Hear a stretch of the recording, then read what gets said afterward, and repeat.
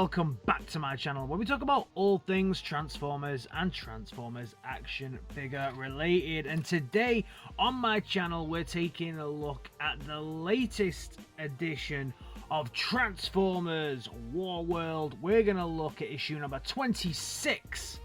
And this is the second time that we're dipping into this. If you want to see how this all kicks off in issue 25, you can go back and check my review right here. So first off, let's start with this insanely amazing artwork that we have on the front. I mean, look at this. This is a double pager of Megs versus Prime. Absolutely incredible artwork on this. Absolutely love it. Probably one of my favorite covers that I've seen in a while. Both Prime and Megatron just looking absolutely killer here. The other cover options that you do have with this issue were if we can find it. That's the next one. So we had this one here. So this was by Freddie E. Williams and Jeremy Colwell, and then the other ones that we had was this one, which is okay. It's not my favorite. This one's pretty killer. This one is, whew, that's pretty nice. That's a pretty nice cover. And then we get some other stuff at the back. So all the covers for this issue were brutal. So opening this bad boy up, we are reminded of what took place in the last issue, and this was obviously the kind of death of multiple people, really. The death of Bumblejumper, the death of Sentinel Prime, death by just I guess it was a hit and run, I guess, but yeah, definitely a vehicular damage, shall we say, going straight through the center of him, which then passed the Matrix onto Orion Pax, and then to Optimus Prime. So then we kick things off, and it just tells us really, again, who the main characters are just for this issue. So the main characters for this one are going to be Screamer, Megatron, Terramax, Optimus Prime, Freud, Soundwave, Ironhide, Ratbat, Striker, and Chromia. So it starts at the back here, the Tetherfall, which I believe is on the moon, I think. I could be wrong here because I'm just trying to work out where things are, because I only picked this up in issue 25, so I'm not fully versed in everything that was going on. But this is I'm sure I'm not saying his name right. Terramagax. This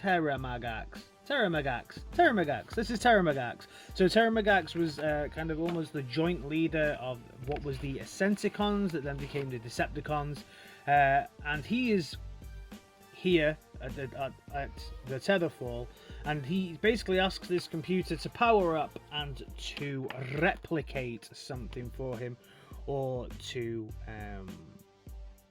fabricate something for him at this point.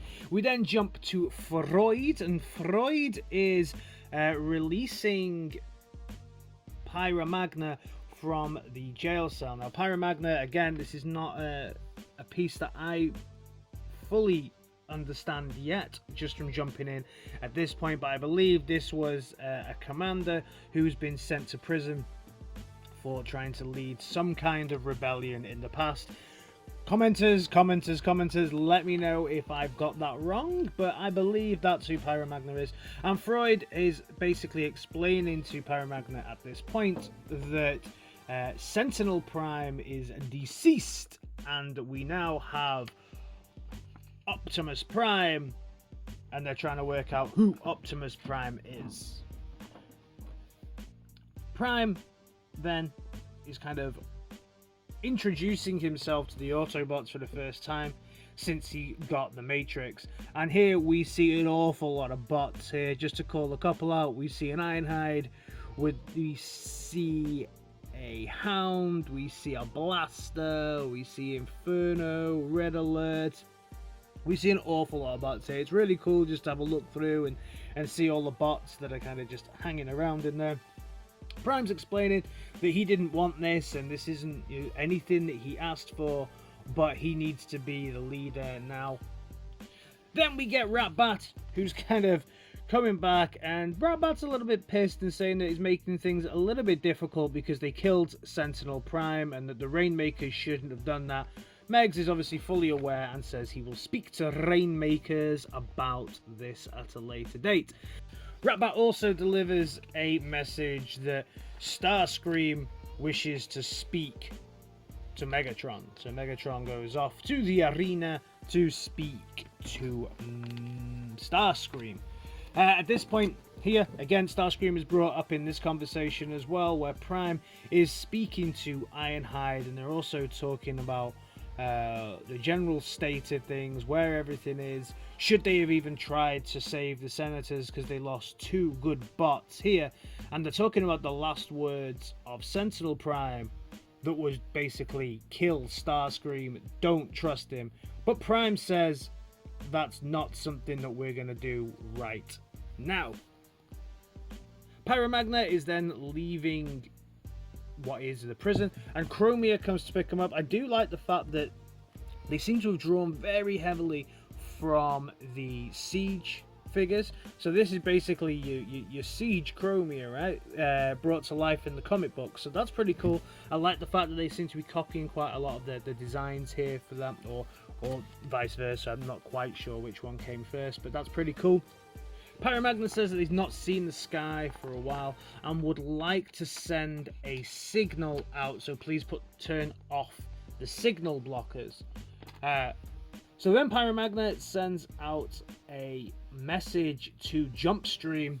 Jumpstream hears it and jumps all the way, or moves pretty fast all the way over to the White Tower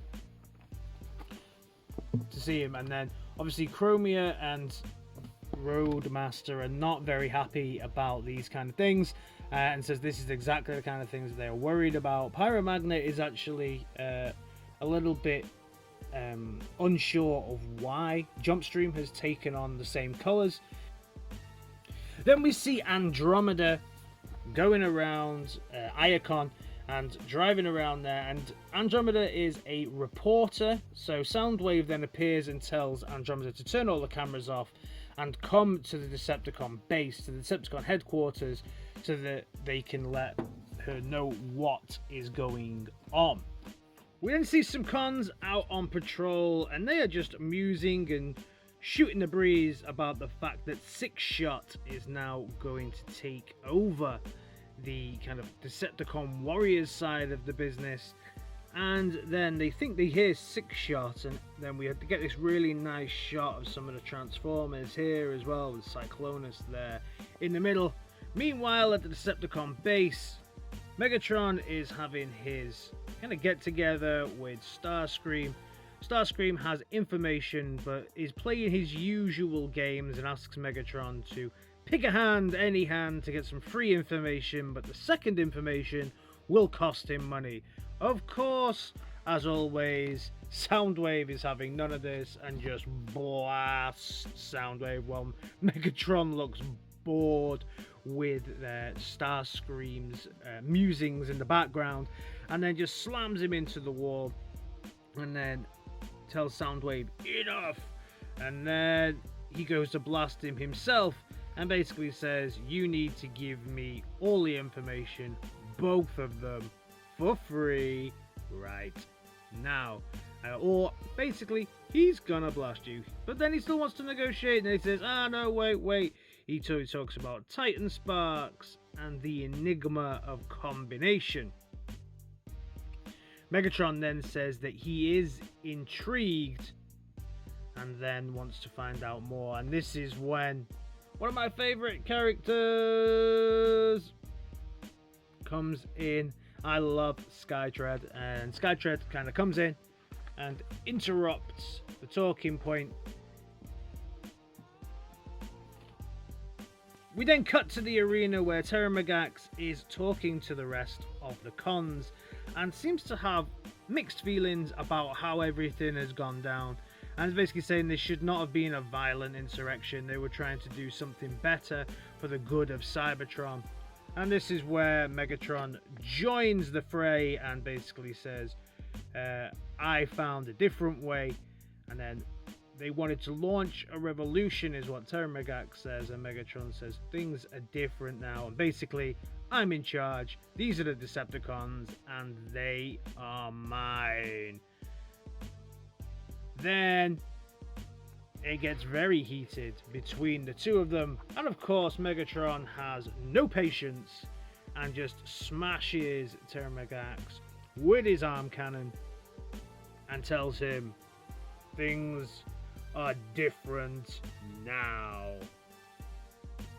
Megatron then gives a speech and says basically there will be no dissent, there will be no betrayal.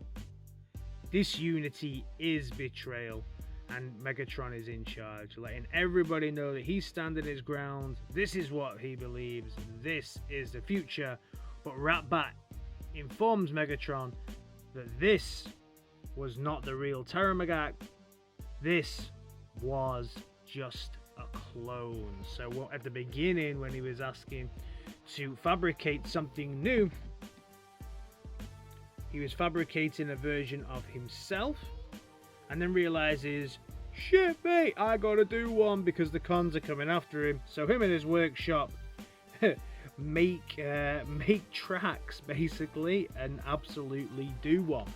We then get awesome artwork for the next one. This is the cover that I've gone with for the next one as well. I absolutely love it. So overall, would I recommend you picking this one up? Yeah, I mean, I would definitely suggest that everybody should get invested now in this if you want to carry on the same way I've gone from an issue 25 that's still available in most places and is a double issue.